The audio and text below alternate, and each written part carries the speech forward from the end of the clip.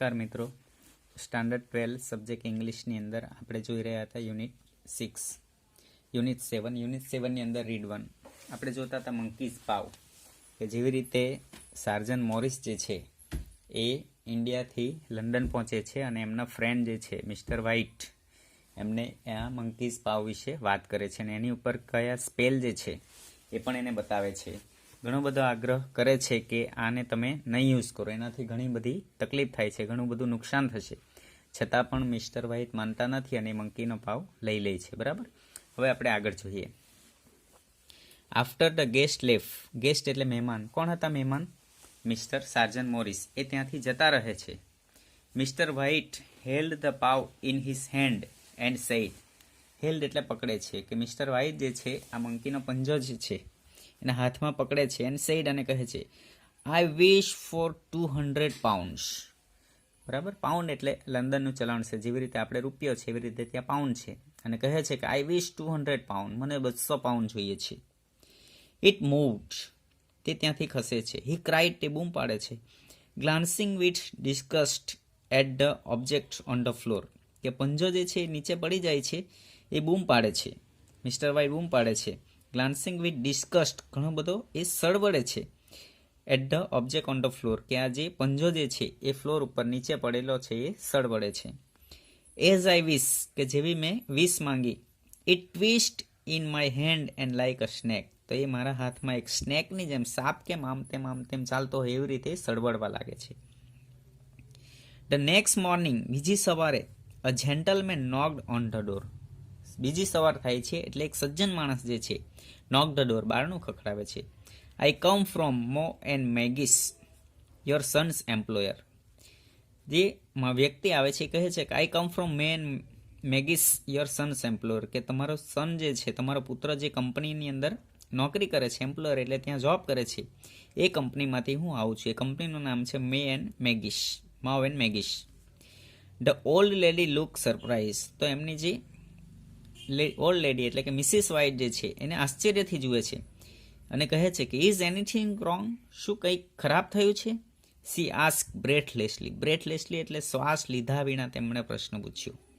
Has anything happen to my son Herbert, કે મારો પુત્ર હર્બર્ટ જે છે, હેઝ એનીથિંગ હેપન, કંઈક એને થયું છે? વોટ ઇઝ ઇટ, તે શું છે? ધ વિઝિટર લુક ડાઉન, તો જે માણસ આવ્યો છે મો એન્ડ મેગીસ કંપનીમાંથી એ નીચે જુએ છે. બેડલી હર્ટ, શું કહે છે? બેડલી હર્ટ એટલે એને ખૂબ જ ઈજા થઈ છે. હી સેડ ક્વાઇટલી, તેમણે શાંતિથી કહ્યું કે તેને ખૂબ ઈજા થઈ છે. But he is not in any pain, પરંતુ એને હવે કોઈ દુઃખ થશે નહીં. એને ઈજા બહુ થઈ છે, પરંતુ એને કોઈ પ્રકારનું પેઇન થશે નહીં, એને કંઈ દુઃખ થશે નહીં. ઓ થેન્ક ગોડ ફોર ધેટ, કહે છે કે ઓ ગોડ, ભગવાનનો આભાર, તે માટે ભગવાનનો આભાર. શા માટે આભાર? કે એનો છોકરાને ઈજા થઈ છે પરંતુ એને કોઈ પેઇન ન થાય, દુઃખ ન થાય, એટલા માટે કહે છે એનો આભાર. But the sinister meaning of the visitor's assurance suddenly became clear to the old lady and she looked at him. But the sinister meaning એટલે કહેવાનો મતલબ. એમણે કહ્યું ને કે હવે એને કોઈ ઈજા નહીં થાય, એને સિનિસ્ટર મિનિંગ એટલે કહેવા પાછળનો જે મતલબ જે છે કોનો? ઓફ ધ વિઝિટર્સ, જે માણસ આવે છે, એઝ્યુરન્સ એની ખાતરી થઈ જાય છે, સડનલી એકાએક એની ખાતરી થઈ જાય છે કે એ શું કહેવા માંગે છે. Because became clear to the old lady, આ જે મહિલા છે, વૃદ્ધ મહિલા મિસિસ વ્હાઇટ જે છે એને ખ્યાલ આવી જાય છે કે શું કહેવા માંગે છે. એન્ડ શી લુક્ડ એટ હિમ, અને તે તેની તરફ જુએ છે. હિઝ ફેસ વોઝ ટર્ન અવે, તેનું મોં ફરી જાય છે. બિચારો શું બોલી શકે, એમ કહી ન શકે કે તમારા પુત્રનું મૃત્યુ થયું છે, એટલે પોતાનો ચહેરો ફેરવી લે છે. કન્ફર્મિંગ હર રોસ્ટ ફિયર, પોતાના સુકાઈ ગયેલા જે ફિયર જે છે, ડર જે છે, રોસ્ટ ફિયર ખૂબ જ વધારે ડરની ખાતરી થઈ જાય છે, કન્ફર્મ થઈ જાય છે. She caught her breath and put her trembling hand on her husband's, તે તેના પતિનો હાથ પકડી લે છે. કોચ હર બ્રેથ, શ્વાસ પણ રોકી લે છે. એન્ડ પુટ હર ટ્રેમ્બલિંગ, ધ્રુજવા લાગે છે. ઓન હર હસબન્ડ્સ, પોતાના હસબન્ડનો હાથ પકડે છે ને તે ધ્રુજવા લાગે છે. There was a long silence, લાંબી શાંતિ છવાઈ જાય છે. ધ સ્ટ્રેન્જર એક્સપ્રેસ ગ્રીફ એટલે દુઃખ. આજે આવેલો છે વ્યક્તિ, એના પુત્ર જે કંપનીમાં જોબ કરે છે ત્યાંથી વ્યક્તિ આવેલો છે, એ પણ ખૂબ દુઃખ અનુભવે છે, દુઃખ વ્યક્ત કરે છે. And handed over an envelope containing some amount of money as compensation. તો એના વળતર સ્વરૂપે કે એનો છોકરો જે જગ્યાએ કામ કરતો હતો, જોબ કરતો હતો, એ જગ્યાએથી જે વળતર તરીકે કમ્પેન્સેશન એટલે જે એની કંઈક એનું ભથ્થું નીકળતું હશે, એ પૈસા એને એક એન્વેલોપની અંદર, એક કવરની અંદર એમને આપે છે હાથમાં. Mister White gaze with a look of horror at his visitor. કે હવે આ જે મુલાકાતે આવેલો છે એની તરફ હોયથી, હોરરથી, ભયપૂર્વક એની તરફ ગેઝ એટલે એકીતસે જોયા કરે છે.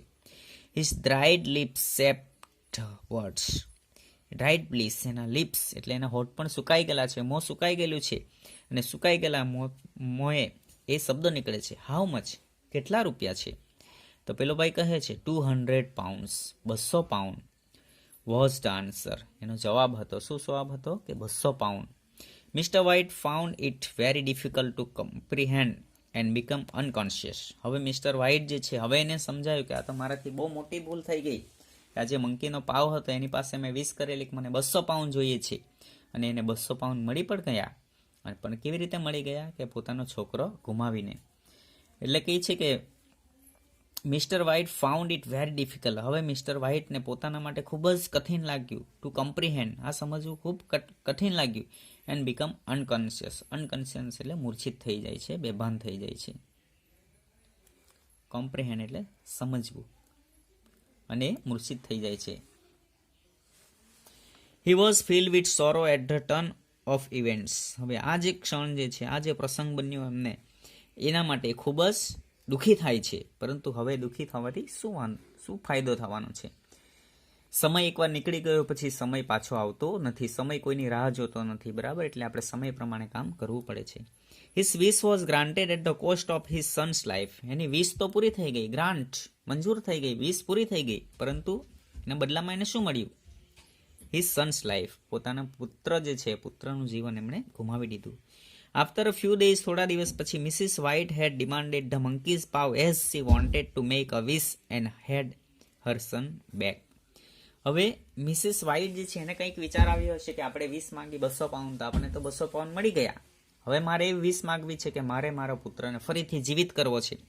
એટલે એના પતિ મિસ્ટર વ્હાઇટને કહે છે કે લાવો મને મંકીનો પાવ આપો, મારે ફરીથી 20 માંગવી છે, અને હેડ્સ હર સન બેક, મને મારા પુત્રને મારે પાછો લાવવો છે.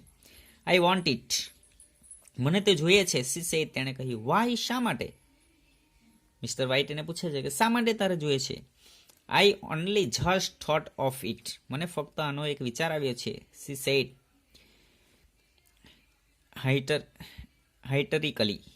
હિસ્ટેરિકલી, તે ખૂબ જ હિસ્ટેરિકલી એટલે ચિંતાથી અને ઉત્તેજનાથી એને કહે છે કે મને એ જોઈએ છે, મને એક વિચાર આવ્યો છે, એટલે મને એ જોઈએ છે.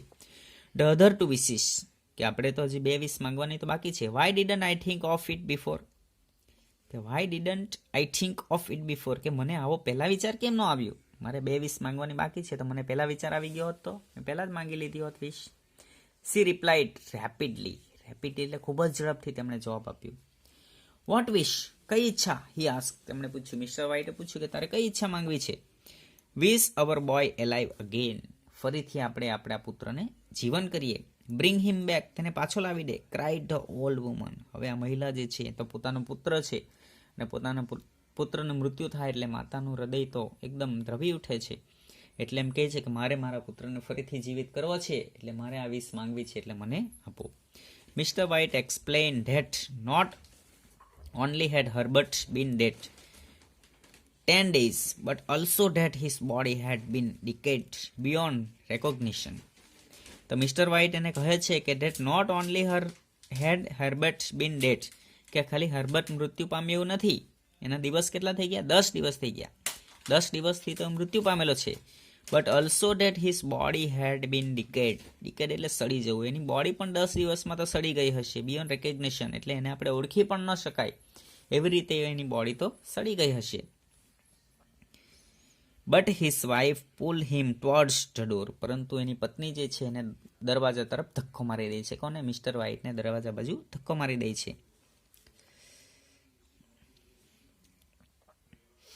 બ્રિંગ હિમ બેક, તેને પાછો લાવી દો. Do you think I am frighten of my own son, શું તને એવું લાગે છે કે હું મારા પોતાના પુત્રથી ડરું છું? Mister White took out the monkey's paw and raise his hand. હવે મિસ્ટર એમ કીધું એટલે મિસ્ટર વ્હાઇટ મંકીનો પાવ બહાર કાઢે છે અને રેઝ હિઝ હેન્ડ, પોતાનો હાથ ઉપર કરે છે અને કહે છે, આઈ વિશ માય સન એલાઇવ અગેન, મારે મારા પુત્રને ફરીથી જીવિત કરવો છે. The paw fell on the floor and after few moments a knock was heard at the door. હવે પંજો જે છે એ નીચે પડી જાય છે, હાથમાંથી નીચે પડી જાય છે અને ફ્યુ મોમેન્ટ, થોડી ક્ષણોમાં શું થાય છે? A knock was heard at the floor,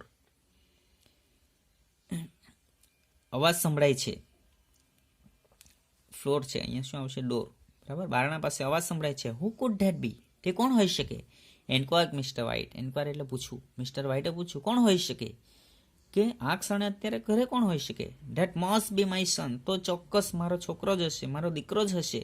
replied the old lady and ran towards the door, એમ જવાબ આપ્યો અને તરત જ દરવાજા તરફ દોડી ગઈ, પોતાના પુત્રને ફરીથી લેવા માટે પહોંચી જાય છે. Don't let it in for God sake, God sake, ભગવાનને ખાતર એને અંદર નહીં આવવા દેતી, ક્રાઇડ મિસ્ટર વ્હાઇટ, મિસ્ટર વ્હાઇટે બૂમ પાડી.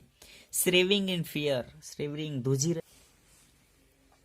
You are afraid of your own son, તું તારા પોતાના પુત્રથી તું ડરી રહ્યો છે. લેટ મી ગો, ચાલ મને જવા દે. I am coming Herbert, I am coming, અને એ કહે છે કે હર્બટ હું આવી રહી છું, હર્બટ હું આવી રહી છું.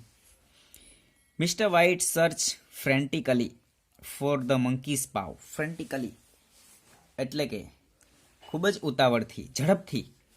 ફોર ધ મંકીઝ પાવ, મંકીનો પાવ શોધી રહ્યા હતા. ફિયરફુલ, ખૂબ જ ડરીને. For of what was likely to happen, કે હવે શું થવા જઈ રહ્યું છે એના ભયથી આ મંકીનો પાવ શોધી રહ્યા હતા. As he heard the chain rattling back and the bottom bolt drawn slowly and swiftly from the socket, he found the paw and made his the third and last week. કે હવે એની અંદર 3 વીસ માંગી શકાય એમ હતું. તો હવે જે છોકરો જે છે પેલા નોક કરે છે અને ત્યાર પછી હી હિયર, તે સાંભળે છે. શું સાંભળે છે? The chain rattling back and the bottom bolt drawn slowly. હવે બારણું બરાબર ખખડી રહ્યું છે, ચેન એની ઉપર ખખડી રહી છે અને બોટમ બોલ્ટ છે, નીચેનો બોલ્ટ જે છે એ પણ ધીમે ધીમે ખુલી રહ્યો છે. એન્ડ સ્ટીફલી ફ્રોમ ધ સોકેટ, કે એની અંદર જે કડી લગાવેલી હતી એ પણ ખુલી રહી હતી. અને એવામાં he found the paw and made his the third and the last wish. એવામાં એને પંજો મળી જાય છે અને ત્રીજી અને એની છેલ્લી જે વિશ જે છે એ વિશે માંગે છે. The sound of knocking stop at once, અને ફરીથી એક વખત જે બારણા ઉપર જે અવાજ આવી રહ્યો હતો એ અવાજ બંધ થઈ જાય છે.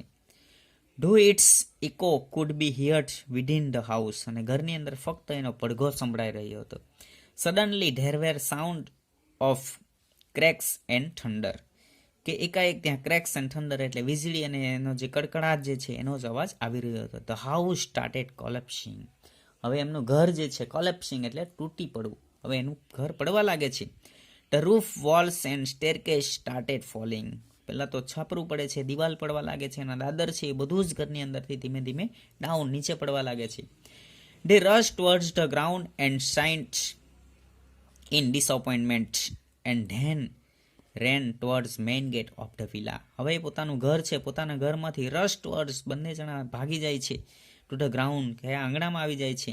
એન્ડ સાઇન્ટ જુએ છે, ડિસઅપોઇન્ટમેન્ટ, નિરાશ થઈને ઘર તરફ જુએ છે. And then ran towards main gate of the villa, અને ત્યારબાદ આ ઘર જે છે એ ઘરનો જે મેઇન ગેટ છે, મેઇન દરવાજો છે એ તરફ એ લોકો પહોંચી જાય છે. Outside the street lamp was spreading its light over a calm and empty road. આખો રોડ ખાલી છે, એકદમ શાંત છે, નીરવ શાંતિ છે, અને એ તરફ એ લોકો જુએ છે તો સ્ટ્રીટ લેમ્પ જે શેરીની લાઇટ જે છે સ્પ્રેડિંગ ઇટ્સ લાઇટ, પોતાનો પ્રકાશ ફેલાવી રહી છે. The spell of the monkey's pav has worked, અને જે સ્પેલ ઓફ મંકીઝ પાવ, વાંદરાનો પંજો જે છે પોતાનો સ્પેલ જે છે, પોતાનો જાદુ છે એ જાદુ એનું કામ કરી જાય છે. એટલે આવી રીતે એમણે જોયું તો કઈ રીતે એમણે વિશ માંગે છે. એમને કીધું હતું મિસ્ટર સાર્જન્ટ મોરિસે કે આનો યુઝ કરવાથી ઈચ્છા આપણી પૂરી થાય છે, પરંતુ એના આપણને ગેરફાયદા વધારે છે. તો પણ આ મિસ્ટર વ્હાઇટ જે છે એ સમજ્યા નહીં અને પોતે એની જે ઈચ્છા હતી એ ઈચ્છા માંગી લે છે, અને એનાથી એને ઘણું બધું નુકસાન થાય છે. પોતાનો પુત્ર ગુમાવવો પડે છે, પોતાનું ઘર ગુમાવવું પડે છે, બરાબર. એટલે આપણે પણ એટલું વિચારવાનું છે કે આપણે હંમેશા મહેનતથી જ આપણે મેળવવાનું છે, જે આપણે મહેનતથી મેળવશું તે આપણે ખૂબ જ ઉપયોગી થશે અને ખૂબ જ આપણા માટે સારું રહેશે. બરાબર છે. તો અહીંયા આપણું લેસન જે છે એનું રીડ 1 જે છે, લેસન 7નું રીડ 1 અહીંયા આપણે પૂરું થાય છે. બરાબર છે. તો દરેકને આ લેસન જે છે એ સારી રીતે સમજાઈ ગયું છે એવી હું આશા રાખું છું. તો આજે આપણે અહીંથી છૂટા પડીએ છીએ. આભાર.